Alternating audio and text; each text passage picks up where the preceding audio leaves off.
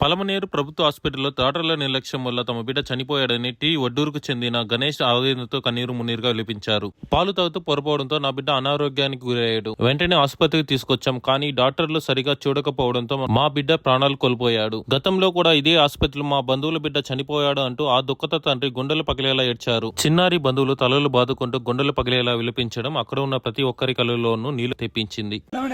చిన్న బిడ్డప్పుడు పుట్టినప్పుడే పట్టించుకోలేదు, అప్పుడు వాళ్ళు కేర్ తీసుకోవాలా. ఇప్పుడు ఎత్తుకోవచ్చు ఎమర్జెన్సీ ఇది అని చెప్పేసి ఎత్తుకొని వస్తే కూడా చాలా నెగ్లెక్ట్ సార్. ఇది ఈ హాస్పిటల్లో ఇంతకు ముందు మా బామార్దిని ఇదేలాగా చంపేసినారు, ఇప్పుడు నా బిడ్డ ఎత్తుకొని వస్తే నా బిడ్డని ఇదే మాత్రం చంపేసినారు. ఈ హాస్పిటల్లో ఎవరు పట్టించుకోరు, ఏమి చూడరు సార్. ఈ హాస్పిటల్ వేస్ట్. ఏం పేరు మీ పేరు? మా పేరు గణేష్ సార్. నా పేరు నేను రాయి పని చేసుకుంటాను.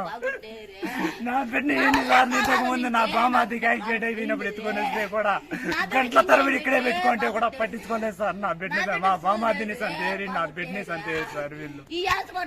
ఏ ఊరు మీది? మాది టీ ఒడ్డూరు కదా. మోహన్ సార్, మాది టీ ఒడ్డూరు. అబ్బాయి మా అమ్మ కొడుకు. అబ్బాయికి మార్నింగ్ వాళ్ళ తల్లి పాలు పట్టింది. పాలు పట్టిన తర్వాత ఊపిరితిత్తులేకపోయిందని చెప్తున్నారు. పాలు ఇక్కడ ఎవరు చెప్పారు? పాలు పట్టిన వెంటనే ఏమో అబ్బాయికి పొరపోయిన వెంటనే చిన్న హాస్పిటల్ తీసుకెళ్ళారు. అక్కడికి తీసుకెళ్ళిన తర్వాత అక్కడ డాక్టర్ చెక్ చేశారు. అక్కడ చెక్ చేసి అయ్యలేదు, గవర్నమెంట్ హాస్పిటల్కి తీసుకెళ్ళారు. ఇక్కడికి గవర్నమెంట్ హాస్పిటల్కి తీసుకొచ్చి చెక్ చేస్తున్నారు. తీసుకొచ్చిన తర్వాత చనిపోయినారు. ఇప్పుడు ఈ అబ్బాయి పుట్టినప్పుడు కూడా ఊపిరితిత్తుల్లో నిమ్ముంది అనేసి ఇక్కడ తీసినామనేసి అన్నారు. కానీ మళ్ళీ ఇక్కడ డౌట్ చిత్తూరు తీసుకెళ్ళాం. చిత్తూరు తీసుకెళ్తే ఊపిరితిత్తుల్లో నిమ్ము తీయలేదు. ప్లస్ ఆ అబ్బాయికి కామర్లు ఉంది అనేసి కూడా చెప్తున్నారు. కామర్లు కూడా వీళ్ళు ఇక్కడ ఏం ట్రీట్మెంట్ ఇచ్చింది లేదు.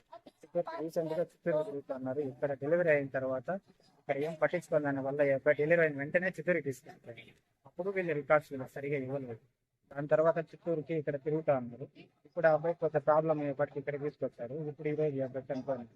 ఇక్కడ ఈ అబ్బాయి చనిపోవడానికి రీజన్ మెయిన్ ఇక్కడ ఎక్విప్మెంట్ సరిగా లేదు. ఎమర్జెన్సీ అంటూ వస్తే ఇక్కడ అయితే ఏం లేదు. ఎమర్జెన్సీకి ఈ హాస్పిటల్ పనికిరాదు. ఎమర్జెన్సీ అంటూ రెఫరే తప్ప ఇక్కడ ఎమర్జెన్సీ సిచ్యువేషన్స్కి ఇక్కడ ఎక్విప్మెంట్ అంటూ ఏమి దొరకదు.